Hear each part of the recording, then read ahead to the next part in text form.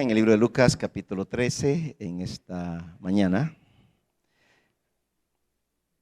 Hace 8 días, hermanos, como a esta hora, yo estaba predicando el último sermón en la iglesia en Cuba, y los hermanos les mandan muchos saludos. Y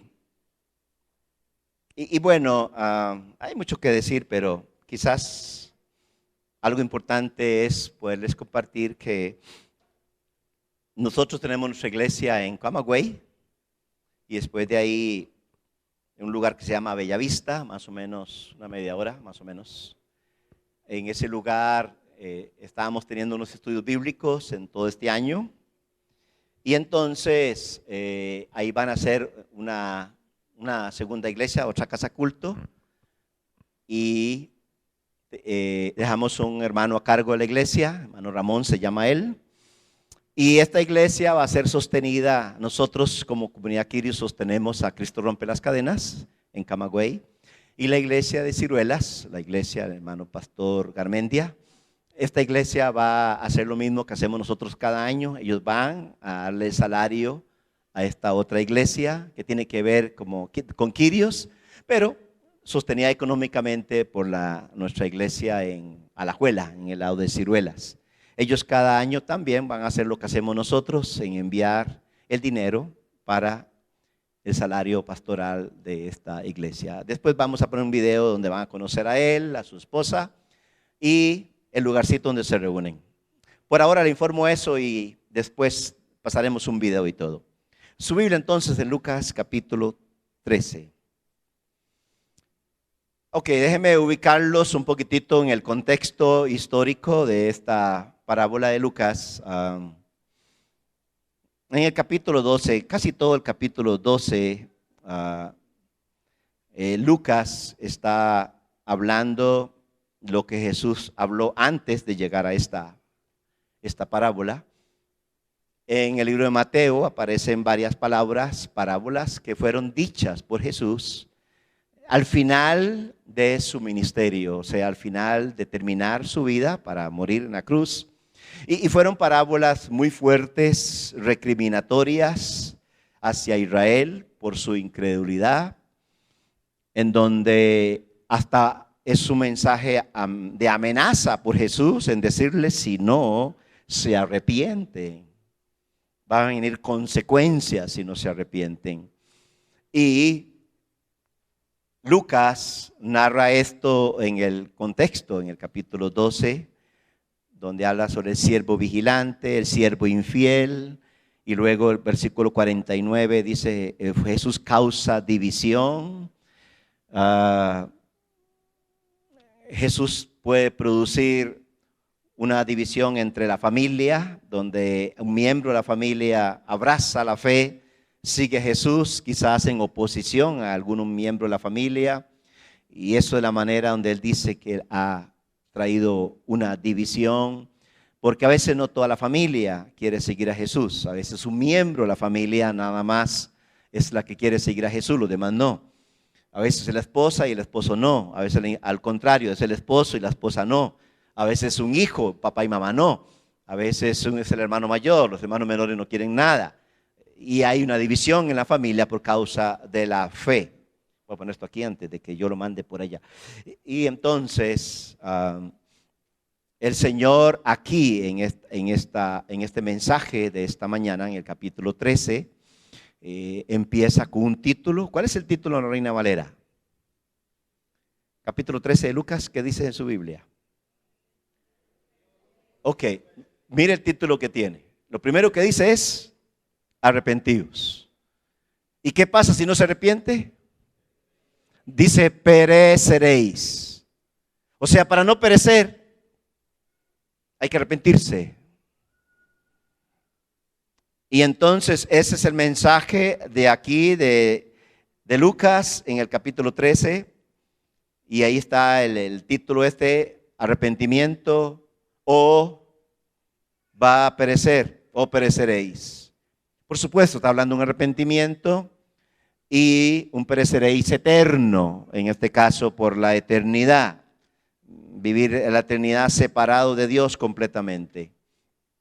Ahora, mire cómo comienza porque el relato comienza así: en este tiempo. ¿Cuál tiempo? El mismo tiempo donde el Señor viene hablando a la multitud, hablándole a toda la gente, hablándole a este magistrado en el versículo 57. Y luego, en este mismo tiempo, ese tiempo aquí, hay dos palabras para tiempo en el griego. Una es el tiempo normal, en este momento, hoy es domingo, es el tiempo de nuestro culto, está la hora, en este momento, 11 y por ahí, un poco más. Pero otra palabra que para tiempo en la Biblia es kairos, que es el tiempo de Dios. El tiempo de Dios no está marcado por nuestro almanaque, no está marcado por el calendario nuestro, no, es el tiempo de Dios. Y una de las quejas que Dios tiene con los religiosos de su tiempo es que ven el día en la mañana y ven las nubes y saben que va a llover. Quizás algunos de ustedes también, usted se levanta en la mañana y usted dice, bueno, parece que hoy va a ser mucho sol, qué sé yo. Usted ve muy nublado y ya usted mismo sabe que podría llover. O sea, te conoce ese tiempo. Nosotros conocemos este tiempo, a veces somos expertos en este tiempo, en saber cuándo sembrar, cuándo no sembrar, esperar una lluvia, cuándo no. Y claro, y estoy de acuerdo que el problema que tenemos ahora con el clima, el asunto climático, es difícil ahora definir el asunto del clima. Pero por lo menos es un tiempo que los hombres han definido. Una de las quejas de Jesús fue con los fariseos, con los escribas, ellos que conocían los tiempos, se supone. Cuando vino Jesús, el tiempo, el Kairos de Dios, lo rechazaron, no lo entendieron. No entendieron el tiempo de Él. Y uno de los problemas nuestros, hermanos, es que usted en estos días seguramente usted ha hecho planes o ya hizo planes para el 24 y ahora usted está haciendo planes seguramente para estos días, para el 31. Usted maneja este tiempo, ¿no? Que es el tiempo de celebrarla, de pasarla bien, pero eso no es el Kairos de Dios. El Kairos de Dios es más importante que el 31. Es ese tiempo que usted puede dedicar a Dios. Ese tiempo que usted dedica a Dios, que es lo más importante. Por ejemplo, alguna gente en este tiempo hicieron su pesebre, su portal y todos los regalos alrededor. Y lo que menos pensaron fue en ese pesebre, sino en los regalos nada más. O sea, en el tiempo que son los regalos. Y quizás el Kairos de Dios que fue puesto ahí, un pesebre, aunque no sea la fecha, lo pusieron ahí. Pero ¿quién pensó en Jesús? ¿Quién pensó en medianoche, si era la medianoche la cena, en el Kairos de Dios? En ese tiempo que Gálatas dice que cuando se cumplió el tiempo, Dios vino a este mundo, se encarnó y habitó entre nosotros en el tiempo de Dios. Ese tiempo que no es marcado con el tiempo del 24, por cierto, como decíamos anoche, porque es una idea que nos han vendido a través de los años, en la historia, en la tradición, de hace muchos años en decir que un 24, medianoche, por ahí. No, si hablamos de ese tiempo es imposible por el periodo de tiempo del Oriente donde había mucho frío y era imposible que los pastores estuvieran en el campo y escucharan una noticia cuando les es anunciado la buena nueva de paz que nació. Es imposible marcar el tiempo de diciembre como posible nacimiento de Jesús. Si no vamos al tiempo, tendría que ser más bien en inicio de verano, en el tiempo de Palestina, que tendría que ser entre mayo y junio, aunque no hay nada definido en cuanto a eso. Pero ese es el tiempo que no es importante. El tiempo, el Kairos de Dios, es el importante. O sea, en saber que usted como cristiano sepa que Jesús vino al mundo, que Dios se hizo carne y habitó entre nosotros. Es el tiempo que un cristiano tiene que saberlo, vivirlo todos los días, mis hermanos, en que en nuestra vida el Kairos de Dios está presente en todas las cosas que nosotros hacemos. Entonces, capítulo 13, el Señor dice, en este mismo tiempo estaban allí algunos que le contaban acerca de los Galileos. Dice, cuya sangre Pilato había mezclado con los sacrificios de ellos. Lo que tenemos aquí, hermanos, es por lo menos un detallito, un detalle acerca de lo terrible que era Pilatos. Cuando usted lee, cuando Jesús es juzgado por Pilato, ve un hombre que no lo quiere condenar, que él no encuentra nada que él busca la manera de no matar a Jesús, supuestamente. Pero él está pensando en su puesto políticamente. Él no está preocupado por Jesús, sino por su puesto político. Pero lo vemos ahí, haciendo algo que alguien dice, no se ve tan mal la cosa aquí. Pero no, Pilato, ya hablando de su vida, era un hombre terrible, era un hombre que oprimía, era un hombre que hacía cosas terribles. Y miremos aquí un ejemplo de eso. Lo que tenemos aquí es un relato, no tenemos muchos detalles más en la Biblia, solamente aquí. Dice que unos galileos fueron a celebrar su sacrificio y fueron emboscados ahí por los soldados y los mataron, los asesinaron. Ahí mismo, en el mismo lugar, en la casa de Dios, se puede decir así, en el templo, en el lugar donde estaban haciendo el sacrificio, cuya sangre Pilato había mezclado con los sacrificios de ellos. Ese relato que tenemos aquí es un crimen. Un asesinato. Lo interesante es que Jesús les dijo, y ahora vamos a pensar un poquitico sobre esto. Jesús les dijo, ¿pensáis que estos galileos, porque padecieron tales cosas, o sea, fueron asesinados, eran más pecadores que todos los galileos, o sea, que todos ustedes, de toda Galilea? Os digo, no. Antes, si no os arrepentís, va a decir esto, todos pereceréis igualmente. Y Jesús menciona otra cosa aquí. Ya no es un asesinato, ya no es un crimen, sino un sufrimiento, una muerte por accidente. Dice, o aquellos 18, dice el número, sobre los cuales cayó la torre de Siloé, o sea, un accidente, y los mató. O sea, aquí tenemos una muerte diferente. Hay dos tipos de morir aquí. Uno asesinado y otro murió por un accidente, le cayó una torre encima. Y Jesús vuelve a tomar el mensaje de él, que es lo que le interesa, es su mensaje. ¿Pensáis que eran más culpables que todos los hombres que habitan en Jerusalén? Ahora pasa de Galilea, que es una provincia, un lugar pequeño, y ahora habla de Jerusalén. Es una manera de llamar a la nación de Israel, Jerusalén. Era una manera de llamar a toda la nación, en este caso le llama Jerusalén. Os digo, no antes, si no os arrepentís, igualmente, todos pereceréis igualmente. O sea, si hay una palabra importante aquí, ¿cuál es? Arrepentimiento. O sea, aquí la palabra arrepentimiento es lo más importante. Y Lucas nos da dos historias que nos llaman al arrepentimiento. En versículo 1 al 5 tenemos las dos. Y luego tenemos una parábola, que es lo que sigue en lo que estamos leyendo. Y dice así, dijo también esta parábola, ¿a quiénes? A la misma gente a quienes les está hablando sobre arrepentirse o perecer. Dijo también esta parábola, tenía un hombre una higuera, pero note dónde tiene la higuera. Tiene una higuera, no está mal una higuera, pero mire dónde está plantada. ¿Dónde está plantada? Está plantada en su viña. Es algo ilógico. Si usted piensa la palabra viña, tiene que pensar en uvas, tiene que pensar en un viñedo de uvas, en un lugar especial que ocupaba la mejor tierra, que ocupaba el lugar más fértil. En cambio, una higuera podía nacer en el lado del camino. Cuando Jesús va con sus discípulos y ven una higuera y no tiene higos, está en el lado del camino. O sea, eso nace en cualquier lugar. Pero tener un viñedo no. Un viñedo tenía que estar en un suelo especial, una tierra trabajada.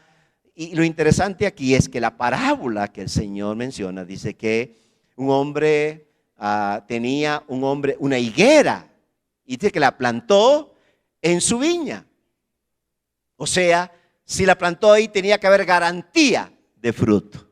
¿Por qué? Por el tipo de suelo en que está sembrada. Hay muchas cosas que usted siembra y el problema es la tierra donde se sembró, que no produce nada.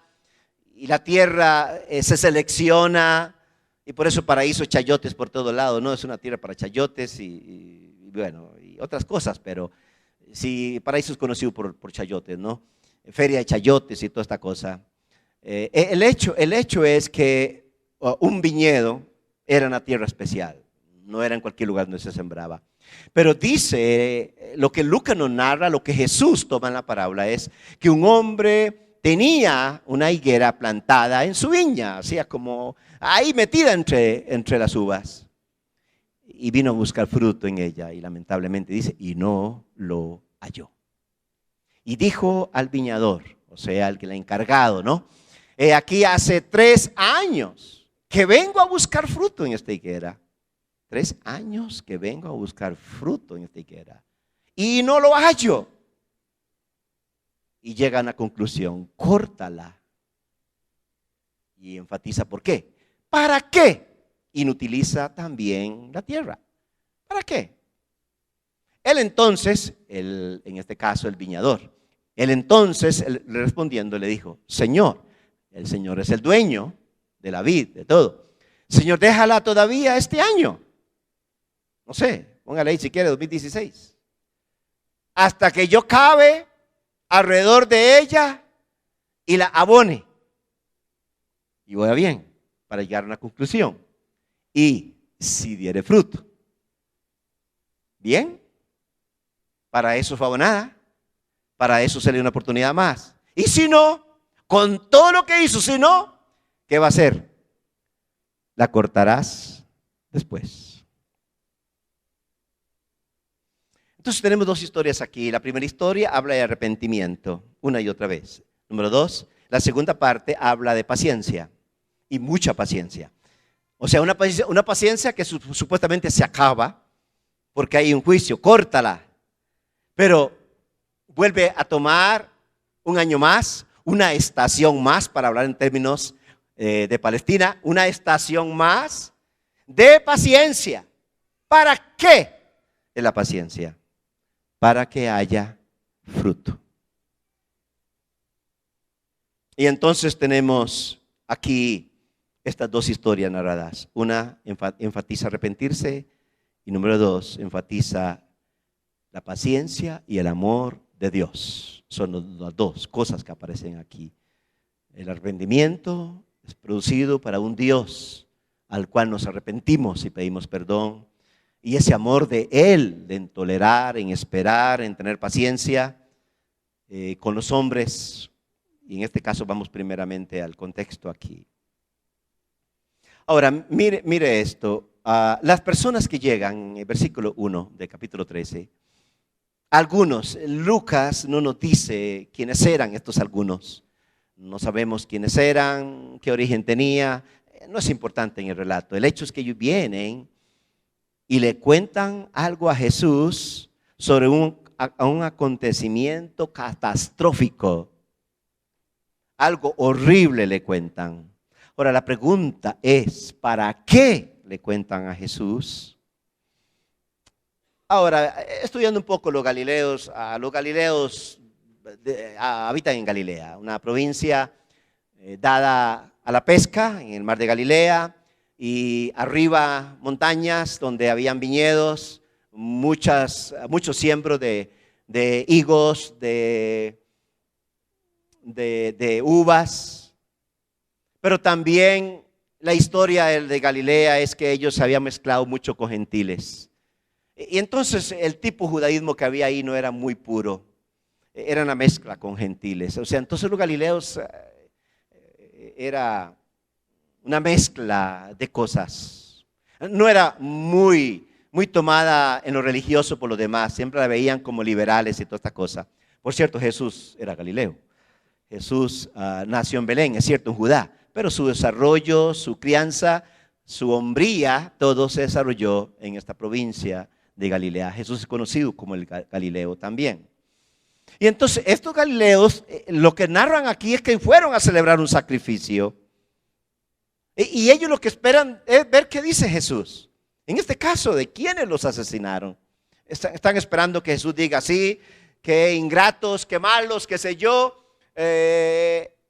Ellos buscan que Jesús reaccione en base a lo que le cuentan. O sea, por ejemplo, cuando usted cuenta de alguien que hizo tal cosa, ¿qué es lo que te busca la persona que te le cuenta eso?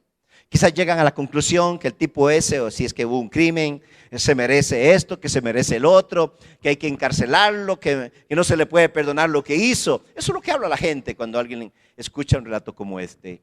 Lo interesante es que Jesús no le importa, por decirlo así, lo que sucedió con esos galileos. Más bien se aprovecha Jesús. Ahora, déjeme decirle esto, hermanos. La costumbre, o más bien, todo el Antiguo Testamento, estaba la creencia de todos los judíos de esto. Si peco, me pueden suceder cualquier cosa negativa. Si peco, puedo enfermarme. Si me enfermo, es por causa del pecado. Si algo terrible me pasa, es por culpa del pecado. Esa era la escuela que había judía. O sea, todos los judíos creían eso. De que si algo malo me pasaba, era porque algo malo había hecho yo. O sea, que el pecado era correspondido con un juicio.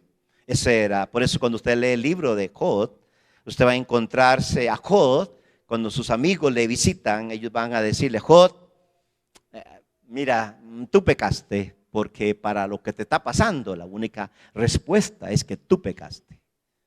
Por supuesto, Jod no había pecado, pero era la creencia de eso. Hay muchos cristianos que todavía piensan así. Usted ve a un hermano, ve a otro y lo ve con dolencias, y lo primero que le dice: ¿no será que usted está en pecado? Y usted lo primero, antes de orar por él, le dice: yo voy a orar por usted, pero yo pienso que usted debería arrepentirse, porque, o sea, lo que le está diciendo es: usted está enfermo por pecado. Es la misma escuela hoy. La gente sigue pensando así. La gente no ve algo circunstancial, solamente una causa, y la causa es pecado. Usted seguramente se le metieron a la casa porque usted, algo anda mal en usted. Debe arrepentirse primero antes de que oremos para que Dios le dé otra vez la provisión de todas las cosas. Siempre la tendencia de los judíos era esa, de que estos galileos, para que murieran así, seguramente pecaron muy fuerte. Eso no cambia. Hay gente que ve algo y dice: puchis, para que le pasara eso a esta gente, andan muy mal. Todo lo ven con pecado, todo lo relacionan con pecado. Y ellos están buscando aquí, y Jesús se aprovecha para hablarle de un perecimiento eterno. Es una manera de hablarle la realidad en sus vidas. Respondiendo, Jesús les dijo: ¿pensáis que estos galileos, oiga bien, pensáis? Ellos pensaban así, por supuesto que sí. ¿Pensáis que estos galileos, porque padecieron tales cosas, en este caso asesinados, eran más pecadores? Y lo pone así: que todos los demás de Galilea. O sea, si fuéramos a hablar aquí en Paraíso, termina alguien muerto y nosotros pensamos, por nuestra costumbre, decir: ese tuvo que haber sido un pecador muy grande para que muriera así. Porque a veces nosotros creemos que los justos tienen que morir solo con sus ojitos cerrados, cantando aleluya, toda la cosa. Eso es un decir evangélico. Y si usted me pregunta a mí: pastor, ¿usted cómo quiere morir? Yo no he pensado en eso, pero yo no sé si usted ha pensado, pero yo no pienso en eso. Yo lo único que sé es que puedo morir, punto. No sé cómo, ni cómo podría ser. Pero el hecho es que ellos están pensando que el tipo de muerte que tuvo, usted no tiene que ver el tipo de muerte, murió y punto. No existe algo que usted pueda decir que por la causa de esto sucedió esta otra cosa. Y aquí ellos pretenden, ¿qué opina Jesús? No, Jesús se refiere a ellos: ¿pensáis que estos galileos, porque padecieron tales cosas, eran más pecadores que todos los demás galileos, todos los del paraíso? ¿Son más justos que esos que murieron así? Por supuesto, Jesús tiene un no. Hay un no aquí. No, les dice Jesús. Y ese no es rotundo, no. Punto y coma, termina la oración con un no. Antes, así se lo dice: si no os arrepentís. Oiga, pero ¿quién les termina predicando a ellos? Si ustedes no se arrepienten, ustedes que vinieron a tratar de decir que estos merecieron seguramente por su pecado morir así, Jesús los señala a ellos y les habla así. Porque ellos piensan que la consecuencia de la muerte es por su pecado. Y Jesús les habla, por supuesto, a los vivos, a los que están ahí ahora. Si pensáis que estos galileros, no, olvídelo, les dice así. Antes, si no os arrepentís, de una vez lo dice, todos pereceréis, y oiga como dice, igualmente. O sea, Jesús no está diciendo aquí, si ustedes no se arrepienten, también Pilato los va a mandar a matar. No está diciendo eso. Lo que está diciendo es que todos van a perecer, van a morir. Y la muerte que está hablando aquí no es tanto física, sino van a morir eternamente si no os arrepentís. Ahora, aquí entonces, el Señor define muy claro, y no es lo que ustedes piensan, el asunto no es así. El tipo de muerte no define la eternidad de nadie. Hay gente que lamentablemente define, ese como murió, seguramente puede tener algún tipo de benevolencia de Dios, pero este otro tipo de muerte no, olvídelo. No existe tal cosa. Todos los que no están en Cristo son pecadores y morirán eternamente, independientemente de cómo haya muerto, no es el detalle. Ahora bien, Jesús reacciona y dice, o aquellos 18 sobre los cuales cayó la torre de Siloé y los mató. Ahora bien, si en la primera podemos decir que hay un culpable, llámese Pilato, él los asesinó, ¿quién es el que mata a estos 18?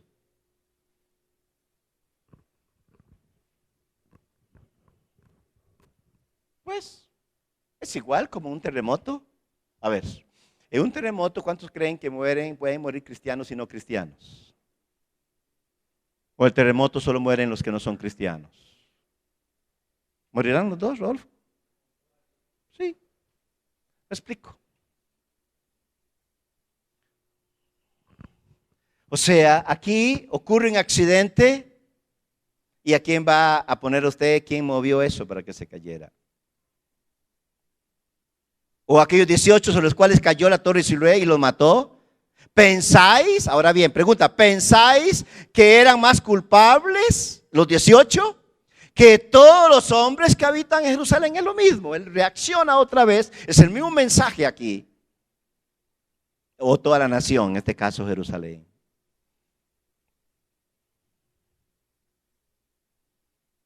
Ahora, para mucha gente es muy reconfortante creer que el sufrimiento es el resultado del pecado.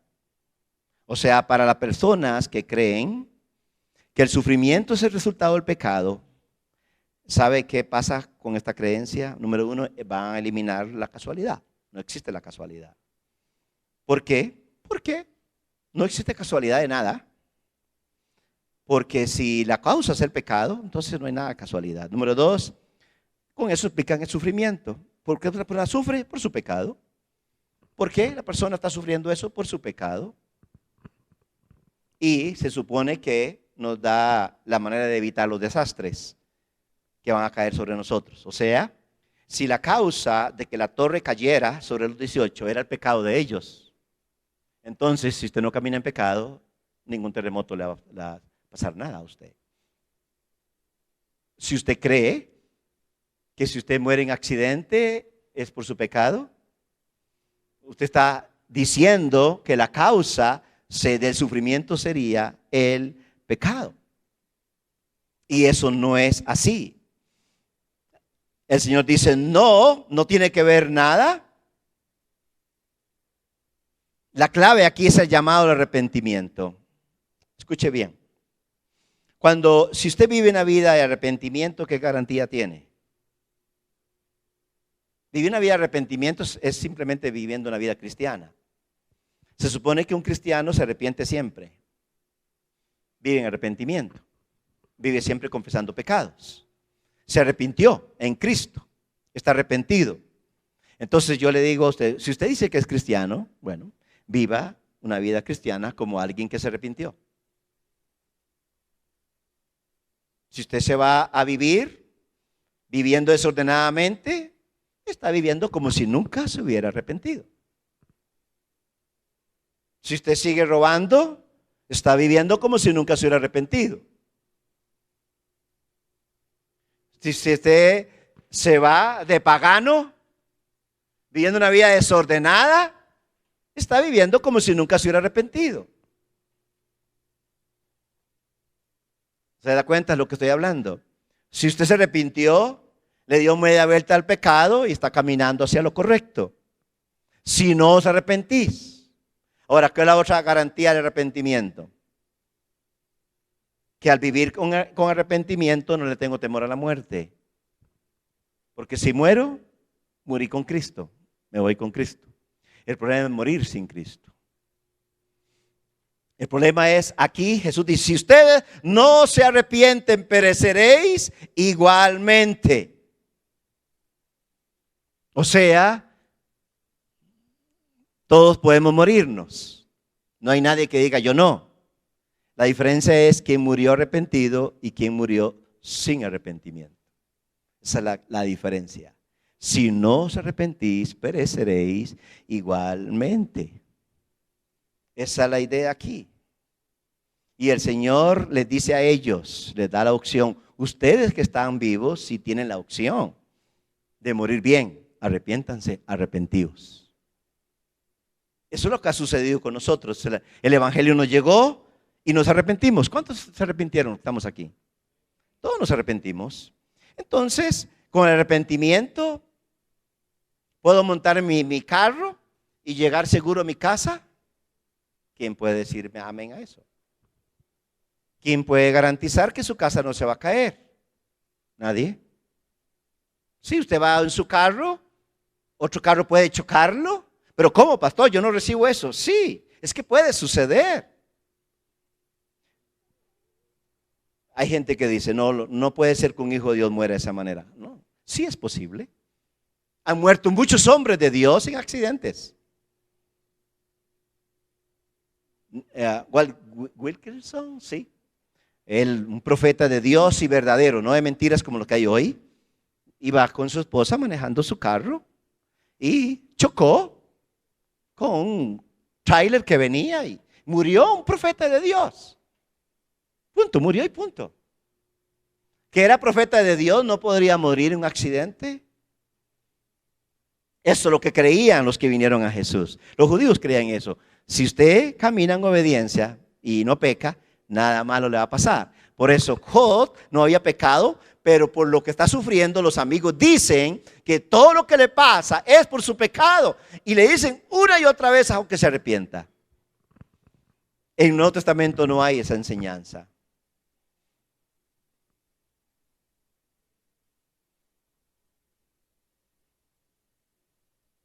Tenemos que vivir una vida continua en arrepentimiento delante del Señor. Es vivir cada día, un día a la vez, porque no sabemos las cosas que pueden pasarnos. ¿Tuvieron oportunidad esos galileos? No, los mataron. ¿Tuvieron oportunidad los 18? Tampoco, les cayó encima. Quizás no tuvieron tiempo de arrepentirse. Pero les dice Jesús, ustedes tienen la oportunidad de arrepentirse. Por eso alguna vez, solo una vez, me llamaron, pastor, ¿te podría predicar en la vela de nuestro hijo? Y él no era cristiano. Y yo dije, ¿voy o no voy? Sí voy. ¿Por qué voy a ir? Porque a mí no me interesa el muerto. Le voy a predicar a todos los vivos que están en la vela. Eso fue lo que hizo Jesús ahí. Es que mire, sufrieron esto. ¿Y ustedes creen? Los 18 les pasó eso. ¿Y ustedes creen? De una vez, ustedes, los que están vivos, tienen la oportunidad de arrepentirse. No mencioné al muerto ni para bien ni para mal, ni me interesó. ¿Qué iba a decir? Pero los vivos tenían mucho que decirles. Escuche, el evangelio es para vivos. El evangelio se le predica a gente que está viva. Hermanos, este 2016 tenemos que predicar el evangelio. Hay que hablarle a la gente que vengan a Cristo, porque si no se arrepienten, van a perecer eternamente. Esa es la enseñanza aquí de esta primera parte. Hay un mensaje, un arrepentimiento. Jesús le está hablando a los vivos, le está hablando a aquellas personas que vienen a tratar de desviar la atención de su mensaje de algo y no. Él se aprovecha a ellos y los manda a arrepentirse. Dios nos dará oportunidades en el 2016, hermanos, para predicar el evangelio. Y usted tendrá que aprovechar esa oportunidad de predicar el evangelio, ese llamado de Dios para hacerlo. Y cuando nos pasamos ahora a la otra parte, parábola de la higuera estéril. Dijo también esta parábola. Y si quiere usted relacionar esta parábola, puede hacerlo con Isaías. En el libro de Isaías tenemos una famosa parábola. Yo quiero que leerla. Vaya a Isaías.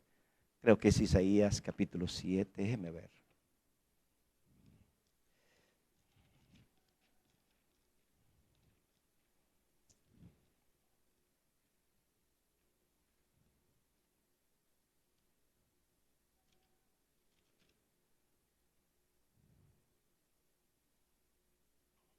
Dice la palabra así. Isaías capítulo 5. Es famosísima esta parábola. Seguramente usted la ha leído. Parábola de la viña. Ahora cantaré por mi amado. Comienza Isaías a hablar. El cantar de mi amado, en este caso es Dios, a su viña. Y en este caso la viña es el pueblo de Israel, su pueblo. Tenía mi amado, dice así, es el Señor, una viña, llámese Israel, en una ladera fértil. O sea, ese era el mejor lugar de tener un viñedo, en una ladera. La había cercado, eso hacen todos los que cultivan uvas, la ha cercado y despedregado, le quitó todas las piedras que estorbaran a sus raíces y plantado de vides escogidas. O sea, escogió una calidad de semilla o las cosas, lo que sembraban los hijitos, lo que haya sido. Fueron escogidas. Había edificado en medio de ella una torre para vigilarla, por supuesto, y hecho también en él un lagar para cuando hubiera la cosecha, ¿no es cierto?, para majarlas y producir el vino, y esperaba que diese uvas. Pero mire lo que sucede. Y dio uvas silvestres, o sea, no servía para nada. Ahora pues, vecinos de Jerusalén, o sea, la nación de Jerusalén, así como leímos en Lucas, y varones de Judá, juzgad ahora entre mí, o sea, mí y mi viña, Dios y el pueblo, su pueblo. ¿Qué más se podía hacer a mi viña? Pregunta. Que yo no haya hecho en ella. ¿Se ha preguntado usted, hermano, qué no ha hecho Dios por usted? ¿Qué no ha hecho por la iglesia del Señor? ¿Qué más podía hacer a mi viña que yo no haya hecho en ella? ¿Cómo? Esperando yo que diese uvas, ha dado uvas silvestres. Y claro, viene el juicio de Dios. Os mostraré pues ahora lo que haré yo a mi viña. Le quitaré su vallado, lo que la protegía, y será consumida. Eso le pasó al pueblo de Israel. Aportillaré su cerca y será hollada. Haré que quede desierta y no será podada ni cavada, y crecerán el campo y los espinos, y aún las nubes mandaré que no derramen lluvia sobre ella. Ciertamente la viña de Jehová de los ejércitos, oiga bien, ciertamente la viña de Jehová de los ejércitos es ¿quién? La casa de Israel. Y los hombres de Judá, planta deliciosa suya. Y esperaba juicio, y aquí vileza, justicia, y aquí clamor. Vuelva a Lucas ahora, a nuestro texto. Y entonces, ¿por qué hay una relación aquí? Dijo también esta parábola, tenía un hombre que tenía una higuera plantada en su viña, lo que dije al principio en el sermón. O sea, había una higuera de higos, por supuesto, plantada en el lugar donde se aseguraba que esta higuera tenía que dar fruto, porque tenía todas las condiciones para producir higos. Porque está sembrada en una tierra fértil. Eso es lo que dice aquí. y vino a buscar fruto en ella. Y dice, y no lo halló.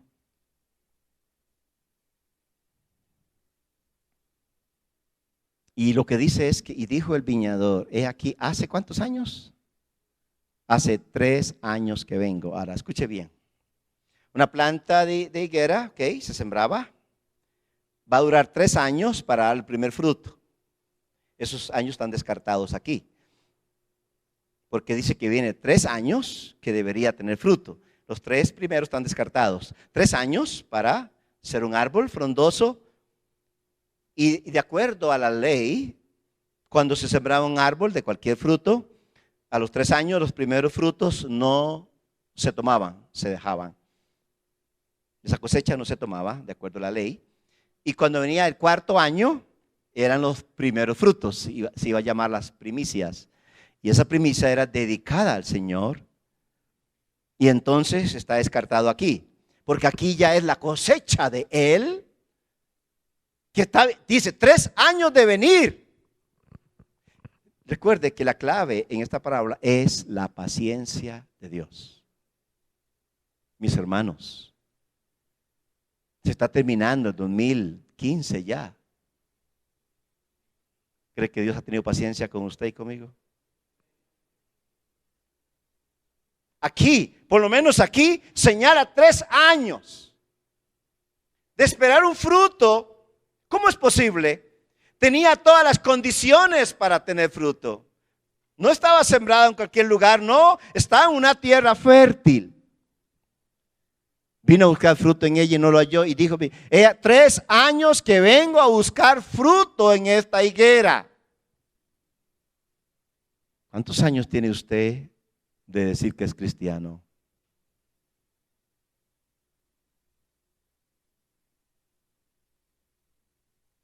Y dice, y no lo halló. Y entonces viene el juicio de Dios. Córtala. ¿Cortarla? ¿Qué significa cortarla?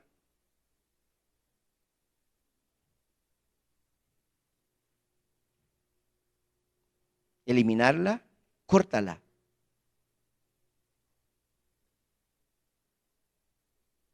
¿Usted cree, hermanos, que Dios merece eliminarnos por no dar fruto nosotros? ¿Usted cree que usted y yo merecemos que Dios nos tenga tanta paciencia y que no demos fruto? En el caso de la enseñanza en esta mañana, la parábola dice que el dueño dijo, no más, córtala. Ese es el veredicto aquí, córtala.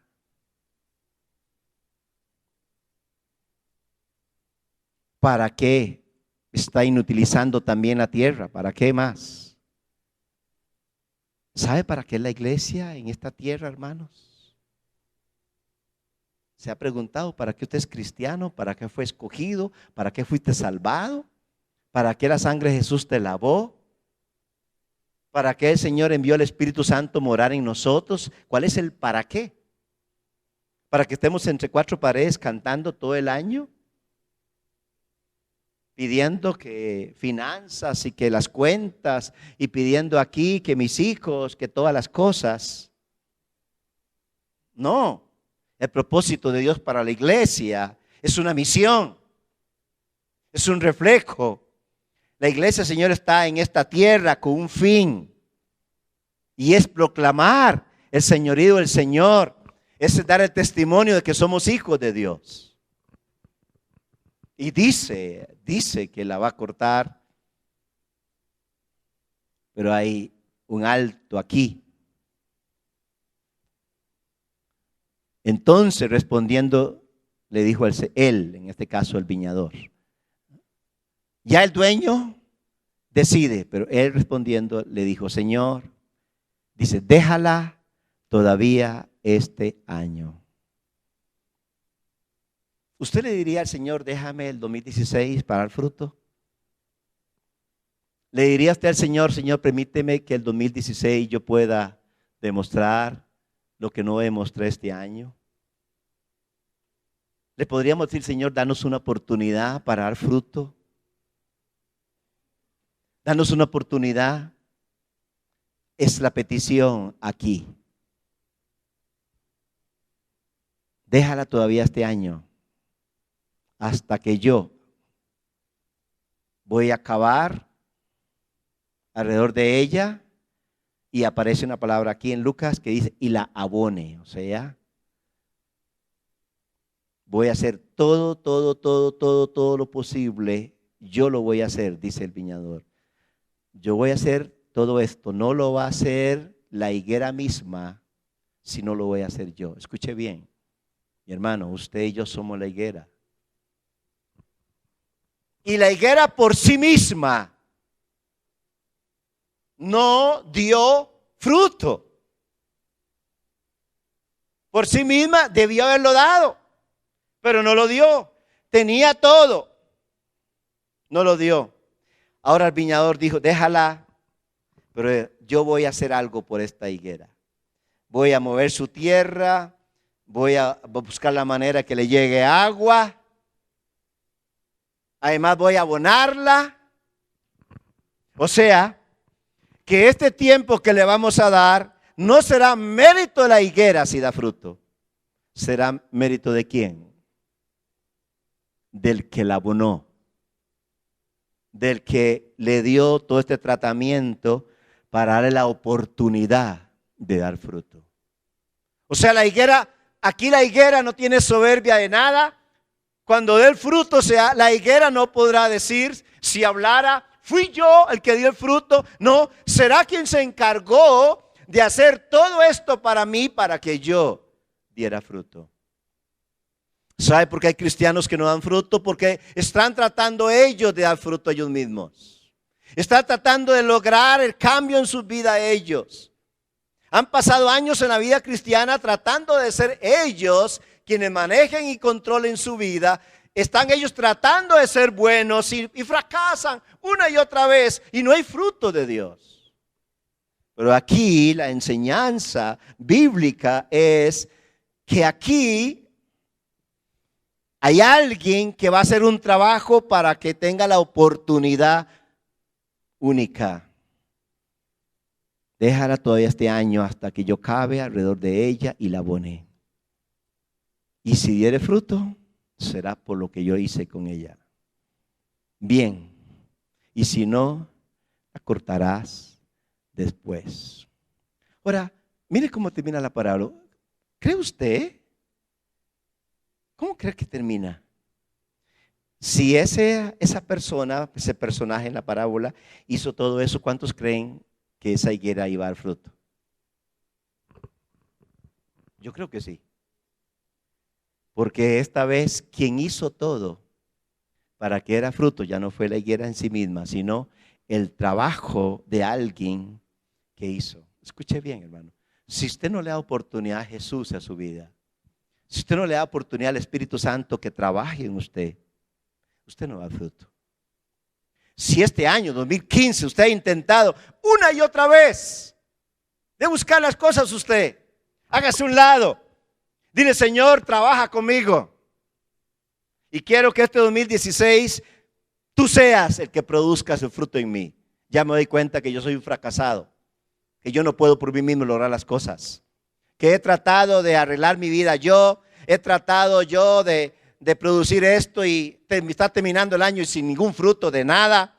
Y yo quiero que el 2016 tú me des la oportunidad de que tú trabajes conmigo para que en este 2016 el fruto que pueda salir de mí, me doy cuenta que es por la obra tuya de lo que has hecho en mi vida. Esta es la enseñanza de aplicación para nosotros, hermanos. Ahora déjeme decirle una primera verdad. Primera verdad es la siguiente: Dios ha invertido en nosotros para que nuestra vida dé frutos para su gloria. ¿Puede decir amén usted? Dios ha invertido en nosotros, hermanos. Yo no creo que haya alguien aquí que Dios no haya invertido nada. Dios fue el que la plantó. Usted fue trasladado por Dios a su familia. Somos sus hijos. Somos parte de la familia de Dios ahora. la sembró en buena tierra. Estamos en la familia de Dios. Si usted es un hijo de Dios, tiene que dar buen fruto. Entonces recuerde, su vida es representada por la higuera. Si el Señor viniera en esta noche, hermanos, ¿encontrará fruto en nosotros?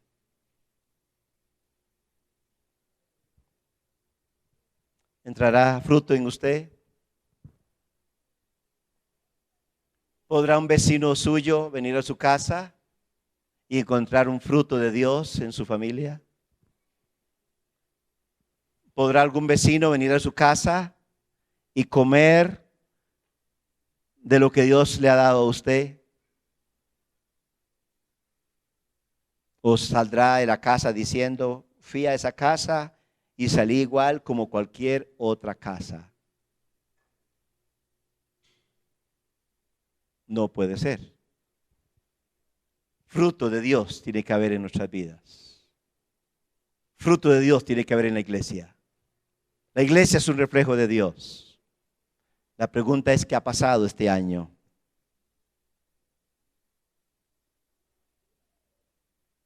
¿Cuántos años hemos hecho compromisos, promesas? No las hemos cumplido. Y esta higuera, el Señor le tuvo paciencia 3 años. ¿Cuánto ha tenido paciencia el Señor con nosotros?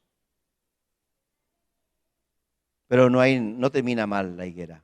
Perdón, la parábola no termina mal. Ni el sermón pretendo yo ponerle temor ni miedo, sino más bien que hay un Dios de paciencia, hay un Dios de oportunidades aquí. Es un Dios que quiere decirnos, yo voy a darte una oportunidad, yo, de que puedas llevar fruto. Y será por mí, no por ti. Una iglesia que dé fruto por Cristo, no por uno mismo. Una iglesia que pueda decir, ya no vivo yo, que viva Cristo ahora. Un cristiano que diga, ya no voy a vivir yo, que Cristo viva en mi vida, para yo reflejar un fruto de la vida cristiana. Esa es la oportunidad que hay aquí. Es lo que enseña aquí la palabra del Señor. Déjala un año más. Abona, la voy a abonar, voy a hacerle esto, todo esto. ¿Y por qué no decirle al Señor en esta mañana, Señor, hazlo con nuestra vida para que el 2016 tengamos un buen fruto?